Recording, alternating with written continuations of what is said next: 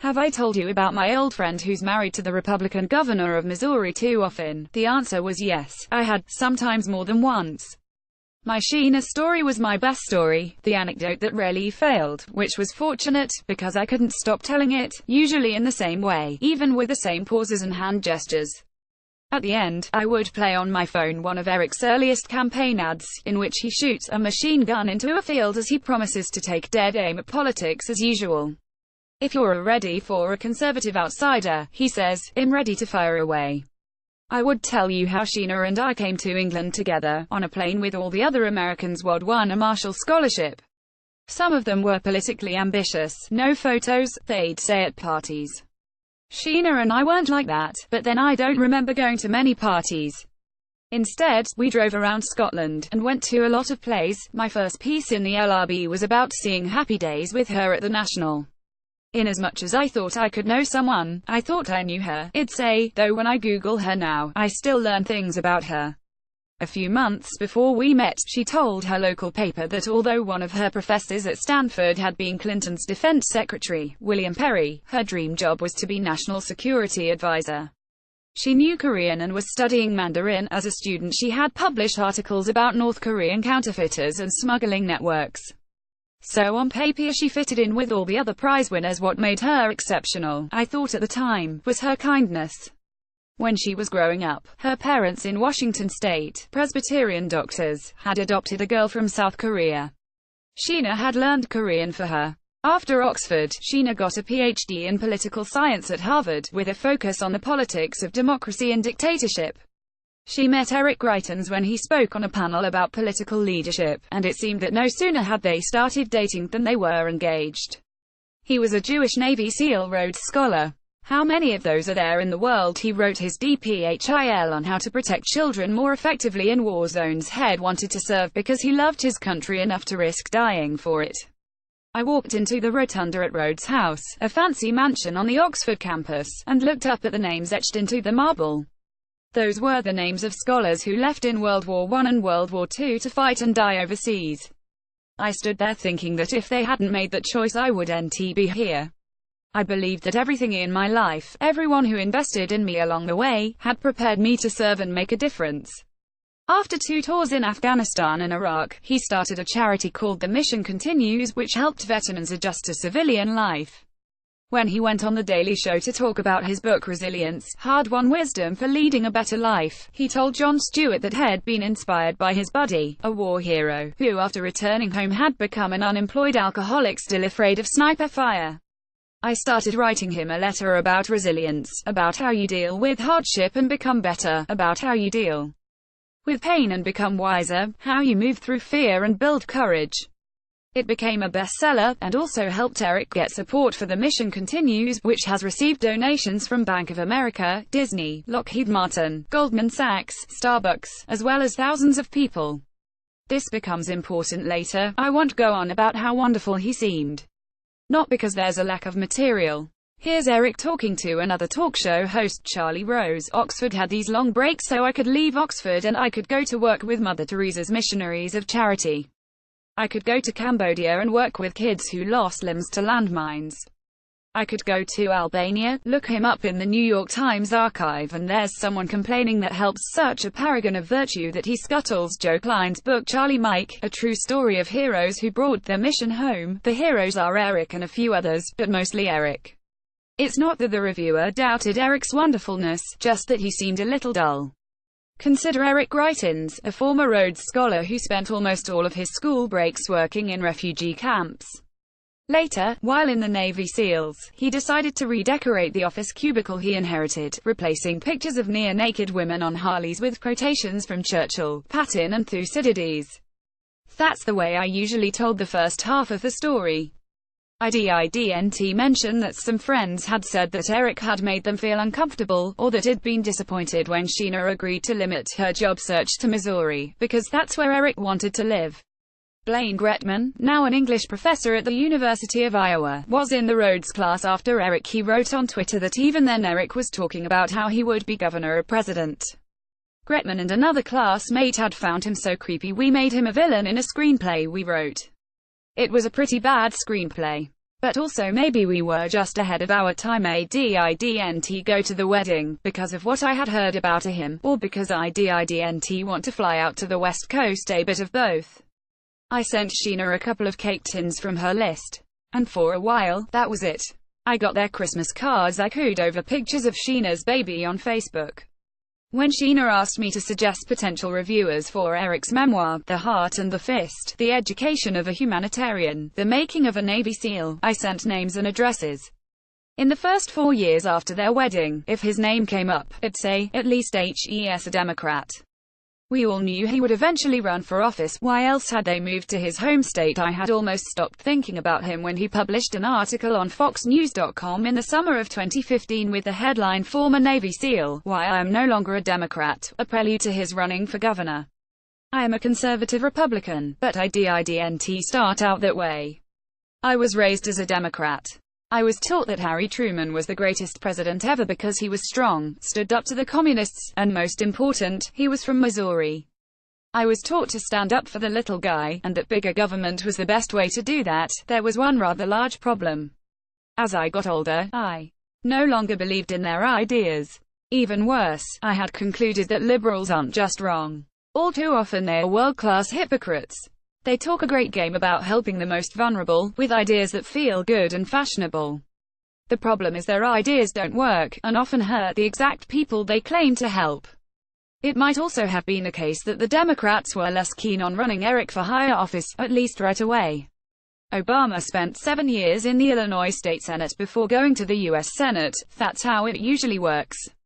The Democratic Party was drowning in ambitious Rhodes Scholars who wanted to work for Obama, or to be him, less so the Republicans. One of Eric's advisors would later testify that Eric wasn't interested in running for anything less than governor. He said he wasn't somebody that ever climbed ladders, indicating that he didn't have to. The incumbent, Jay Nixon, a Democrat, was term-limited, and it was more than time for the seat to change parties. Missouri is very white and rural, and the state had voted against Obama in both the 2008 and 2012 elections, though it hadn't been particularly keen on Mitt Romney either.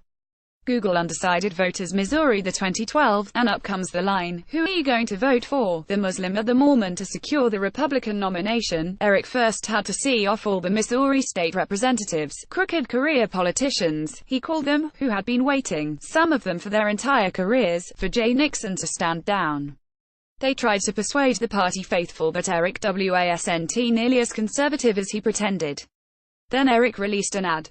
I knew that career politicians would lie about me. But Obama supporter, that's not just false, it's offensive. So let me be clear, and I'll say this slowly, so even the career politicians can understand. Barack Obama is the worst president of my lifetime, maybe ever. Eric Greitens, pro-life, pro-guns, conservative to the core. He didn't have to explain why he thought Obama was the worst president maybe ever. To his base, it was self-evident. This was all happening while Trump was running for president, and sometimes it seemed as though the two men shared the same campaign. Rather than drain the swamp, Eric swore to blow up Jefferson City, the state capital, while also promising, presumably this would happen first, to throw out all the lobbyists, even if in sight of the statue of Thomas Jefferson I have to throw you down the steps of the Capitol myself. Around this time, I had been reading books about the Clintons for a piece I never wrote. Hillary had been told that if she didn't change her last name from Rodham, her husband would never be re-elected governor of Arkansas. I wrote to Sheena that I had been thinking about how difficult, grueling, bonkers a gubernatorial race can be. I can't tell you how much I wish you would just fly to London for a long weekend of anonymity, museuming hot chocolate. Most of my notes were like that, telling her that I missed her, sympathizing with how busy she must be, but not mentioning Eric, or saying that I hoped he would win. They never asked me for money, which I thought was odd at the time. Every American I've known, however slightly, who's run for office, even in places I've never visited, has asked me for money. That year, the American husband of a South African Rhodes Scholar was running for the Executive Council of New Hampshire. I hadn't seen them since we left Oxford, but they hit me up for $50. That's just the way it works. But Eric was raising millions of dollars without, it seemed, having to stoop to ask. One of the political action committees that spent more than $2 million to support him was Seals for Truth. Eric claimed that this was being run by his fellow Navy SEALs, although its lone donor was an entity called the American Policy Coalition Inc., a non-profit that exists in name only, and was incorporated by a lawyer who has also helped the Koch brothers, Republican billionaires, funnel money to their favorite candidates. Meanwhile, actual Navy SEALs put a video on YouTube criticizing Eric for exaggerating his service, had completed SEAL training, but had never actually served in a SEAL platoon. Also on YouTube, a waitress uploaded a short video. She wanted people to know that Eric had once grabbed her by the shoulders and spun her around because he was angry that his food had taken too long to come. He had yelled at her and wouldn't stop touching her after she asked him to stop. "I'm not a very political person," she said, but she wanted people to know what he was like. "I found the video after I typed Eric Greitens into the YouTube search box, something I did a lot, but I didn't see it mentioned elsewhere." After Eric won the Republican nomination, his campaign ads were more muted.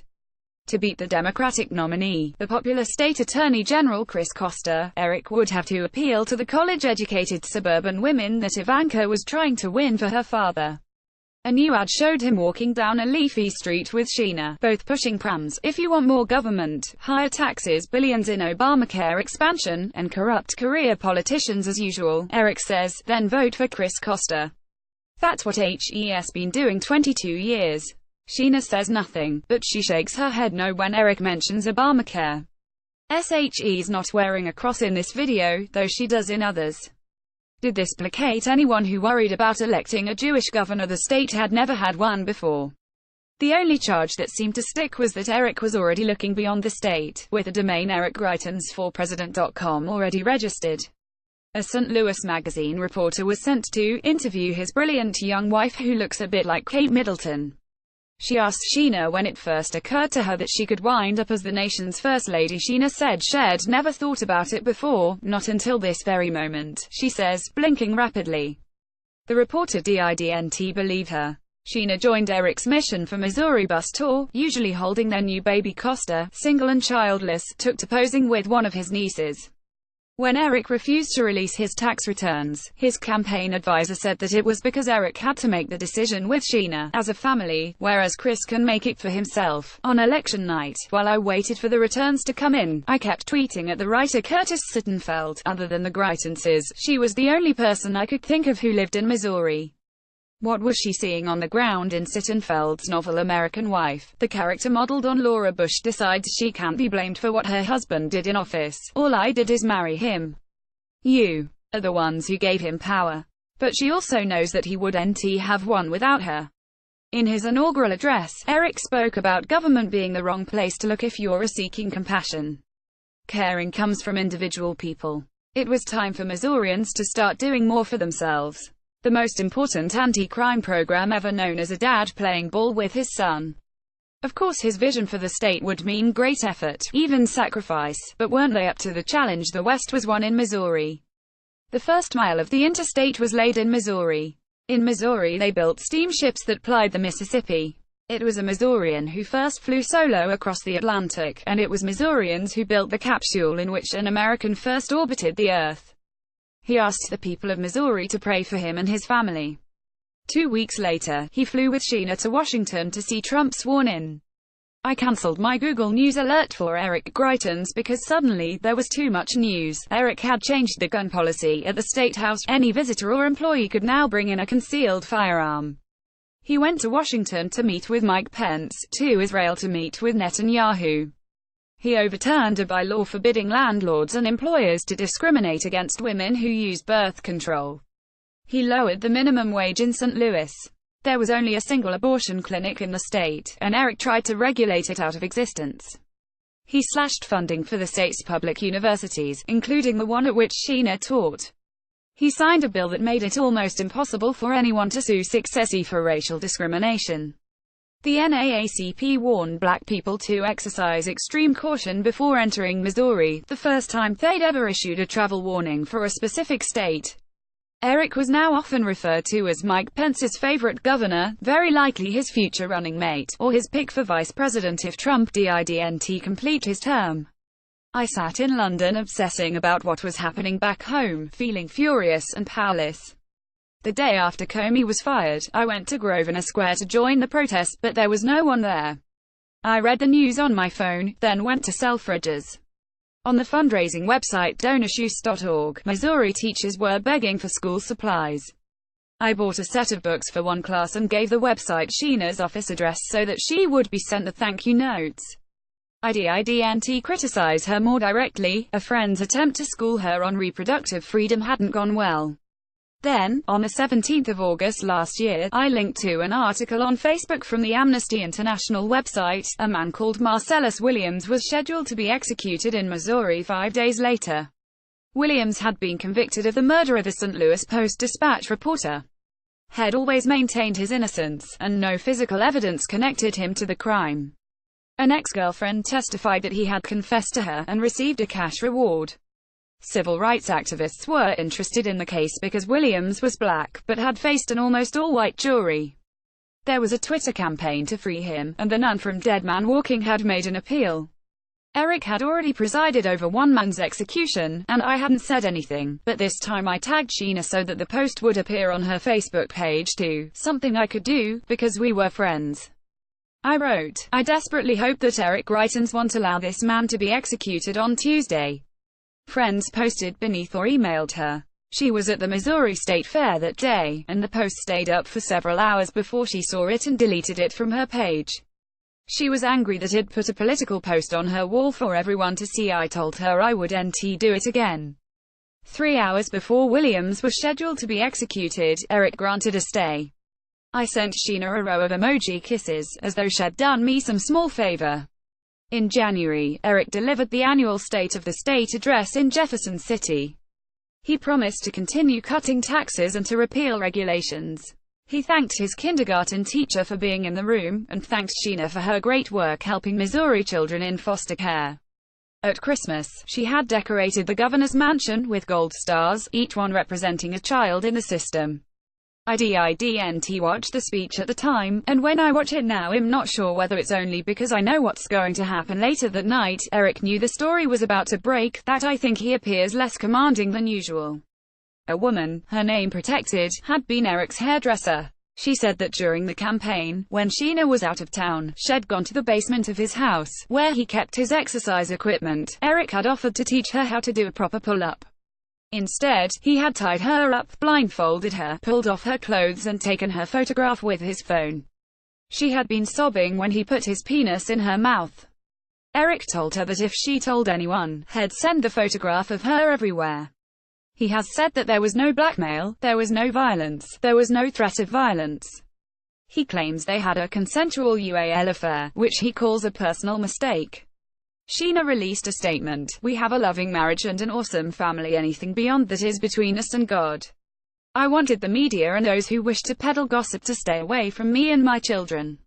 She and Eric spent a few days away from the cameras, in the office of Eric's Political Action Committee, reassuring their donors and state legislators that there wouldn't be any further and that Sheena was sticking by her husband. She said she'd already known that Eric had had an affair, and had long since forgiven him. Eric was indicted for criminal invasion of privacy. The Missouri Republican Party issued a statement accusing the St. Louis prosecutor who brought the charges, a black woman, of being a puppet of George Soros. The governor was the victim of a liberal globalist conspiracy. Missourians should see this for what it is, a political hit job.